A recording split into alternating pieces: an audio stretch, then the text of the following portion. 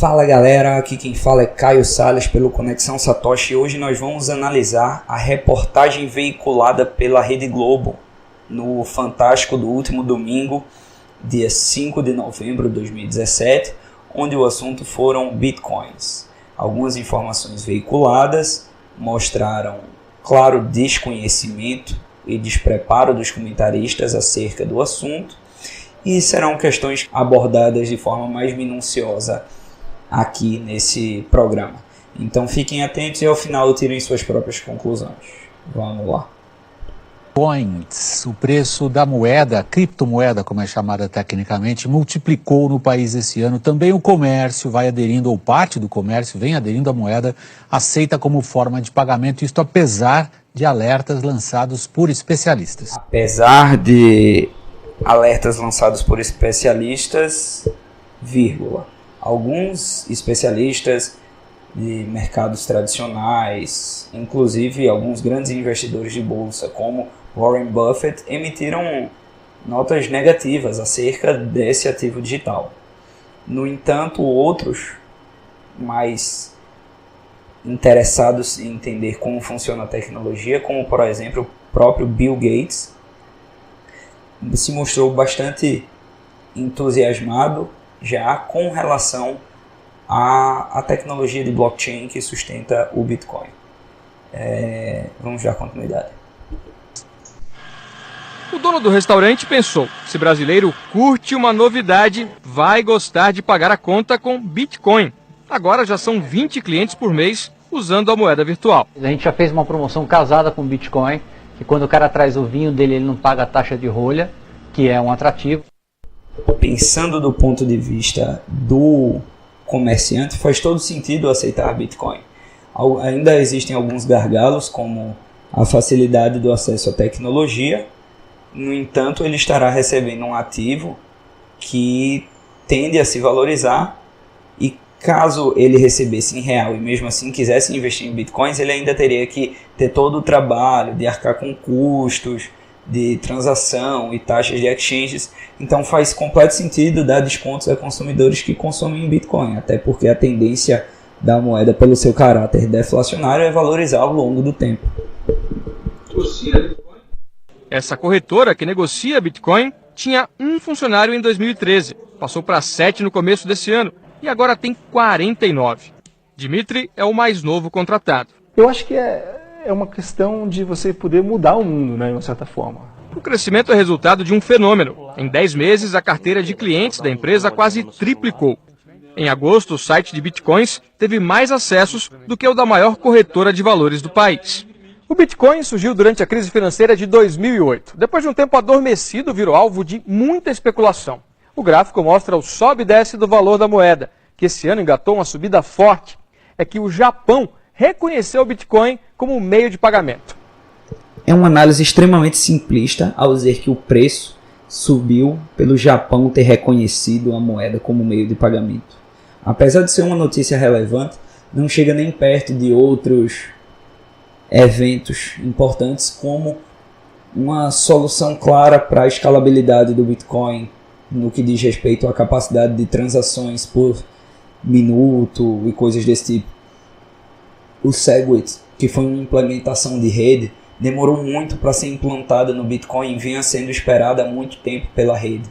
Alguns usuários importantes e desenvolvedores que se opunham a essa implementação saíram da rede através de forks, criaram outras moedas e estão criando correntes paralelas ao Bitcoin. Isso beneficiou o Bitcoin por fazer com que o sistema de consenso fosse mais sólido e andasse em uma mesma direção.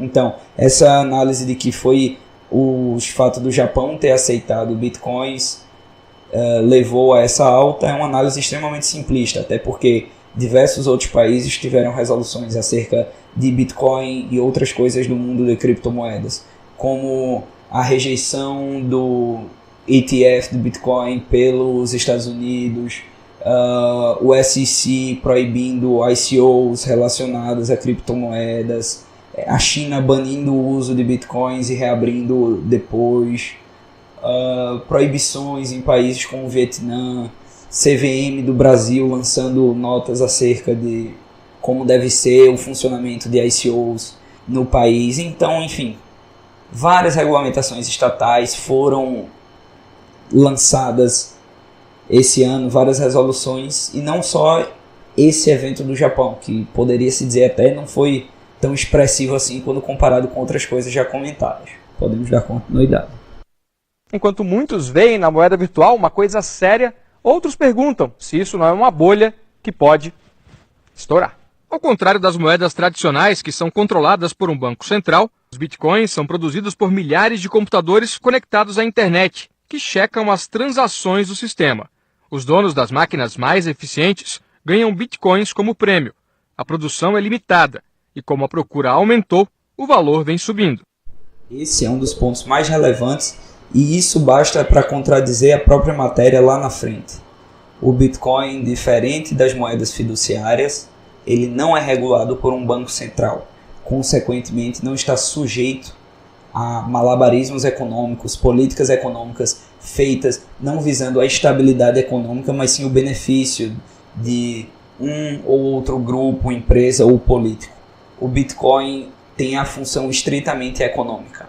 Apesar de haverem disputas de interesse dentro da rede, elas não envolvem regulamentações estatais e outros fatores externos ao próprio código. Pode-se dizer que ela é uma moeda quase imune a medidas políticas de forma geral. Outro fator também é que foi explicitado aqui de forma simples como funciona o processo de mineração, onde os mineradores mais eficientes, os computadores que despendem poder de computação, recebem bitcoins e geram uma oferta limitada do ativo virtual. Em 2011, um bitcoin valia só R$12 no Brasil. E as pessoas passaram a ver também que isso não é só uma brincadeira de aficionados por computação ou de economistas meio malucos. Nisso aqui, complementando a análise feita anteriormente, explica como funciona a precificação do Bitcoin. O seu preço é dado pela lei de oferta e demanda. Simplesmente, ele é um ativo escasso, onde suas regras de produção são muito bem delimitadas pelo próprio código, e a demanda é variável. À medida que as pessoas entendem o Bitcoin como uma moeda segura, confiável e uma forma interessante de guardar valor, ela passa a se valorizar, já que a demanda aumenta e a oferta não tem como aumentar, não tem como acompanhar esse aumento de demanda. Isso faz com que o preço suba, diferente das moedas fiduciárias que podem ser emitidas ao bel prazer do Banco Central de cada país. A entidade emissora pode aumentar a oferta monetária, gerando inflação e outros problemas. No Brasil, o Banco Central não reconhece as moedas virtuais. A reputação do Bitcoin já foi abalada por roubos de hackers e denúncias de que a moeda tem sido usada para lavagem de dinheiro e compra de armas e drogas. O presidente do banco americano JP Morgan declarou que Bitcoin é uma fraude, mas a Bolsa de Chicago anunciou que vai negociar a moeda até o fim do ano.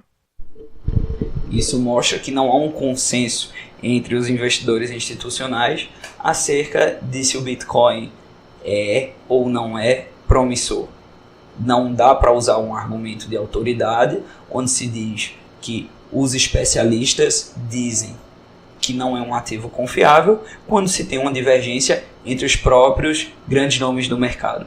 Vale salientar que a própria JP Morgan, apesar da declaração do seu CEO, investiu em exchanges fora dos Estados Unidos em títulos relacionados a criptomoedas.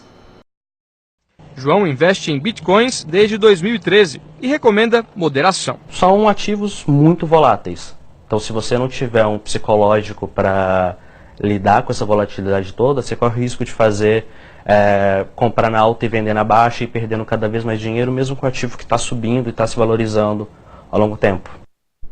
O risco de mercado citado por esse entrevistado é real, assim como qualquer outro ativo volátil ou mercado de renda variável. Você corre o risco de perder dinheiro Não existe um fundo garantidor de crédito ou qualquer coisa do tipo aqui, é vida real. Você está de fato tomando riscos para tentar obter lucros. A diferença é que quem acredita na tecnologia Bitcoin a longo prazo acredita que sua utilidade futura, ou o que ela é capaz de proporcionar, não só ao sistema financeiro, bem como outros setores da vida dos indivíduos que usam essa tecnologia, são muito promissores e por isso apostam nesse ativo. A gente conversa agora com o nosso comentarista de finanças pessoais, Sami Dana. Sami, boa noite. Boa noite, William. Parabéns, você escolheu um tema bem espinhoso. Se o presidente do JP Morgan, um dos maiores bancos do mundo, o Jamie Dimon, acha que é uma fraude, eu fui procurar um estelionatário que inspirou aquele filme que todo mundo conhece, O Lobo de Wall Street. Esse cara ficou em cana um tempão. Pois é. É um estelionatário que diz, isto é estelionato. É a maior fraude que ele jamais ouviu falar. É difícil, né, a gente saber se é bolha ou não, se é fraude ou não, no meio. Mas a gente vai tentar esclarecer um pouco. Boa noite para você que nos acompanha. Primeira coisa, William, do ponto de vista de economia, o que define uma moeda? Eu não estou falando de regulação, não. Estou falando das propriedades da moeda. São várias propriedades, mas eu destaquei duas: reserva de valor e instrumento de troca. O que significa? Reserva de valor é você deixar o dinheiro e saber que seu patrimônio está assegurado. Por exemplo, na época de hiperinflação, no Brasil a moeda não tinha reserva de valor. E aí as pessoas trocavam por dólar por outras coisas. Instrumento de troca. Essa moeda é aceita? As pessoas conseguem negociar? Por mais que tenha aumentado, ainda pouca gente aceita no Brasil. Então a resposta é: não dá para considerar o Bitcoin como moeda, pelo menos por enquanto.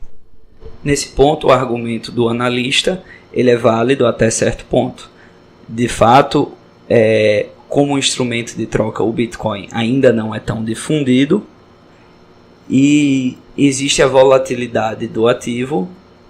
O que ele esquece de dizer é que a própria moeda fiduciária, como aqui ele oculta, ela não é de fato uma reserva de valor. Como ele comentou, em situações onde há uma situação de hiperinflação, seu valor, seu poder de compra não está resguardado. E essas situações são causadas justamente pelo fato de serem reguladas por um banco central, que não limitam a oferta de moeda e expandem a base monetária, gerando inflação. E vamos passar para a próxima coisa. O que determina o preço? Quando você compra uma ação, você está comprando uma parte do lucro futuro, tecnicamente o dividendo. Quando você compra um título de dívida, seja o Tesouro Direto, uma empresa, ou até um CDB do banco, você está apostando na capacidade da pessoa que tomou o dinheiro pagar ou não. No imóvel, quando você compra um imóvel, como investimento, você tem o aluguel. No Bitcoin, ainda não tem uma teoria para dar preço. Está começando. Aqui ele comete o erro crasso e é onde vemos onde ele não entende de fato o que é o Bitcoin. Ele compara Bitcoin a ações, a títulos de dívida, a imóveis. No entanto, ele esquece de comparar o Bitcoin ao que mais se assemelha a ele, que são commodities, bens escassos que circulam na economia, como ouro, como soja, como minério de ferro. Assim como o ouro, o Bitcoin tem uma oferta limitada. Assim como o ouro, o Bitcoin é extremamente divisível em partes iguais. Assim como o ouro, o Bitcoin não se degrada com o tempo e pode ser armazenado e entesourado por longos períodos de tempo sem perder suas características. Então, existem muitas similaridades entre o Bitcoin e uma commodity escassa. Algumas pessoas chegando a dizer até que o Bitcoin pode não ser a moeda do futuro. No entanto, provavelmente será o ouro do futuro. São opiniões divergentes dentro da comunidade que conhece o Bitcoin. No entanto, só o tempo dirá. E isso chega ao próximo problema, que a gente vai ver aqui no gráfico. Olha o valor do Bitcoin.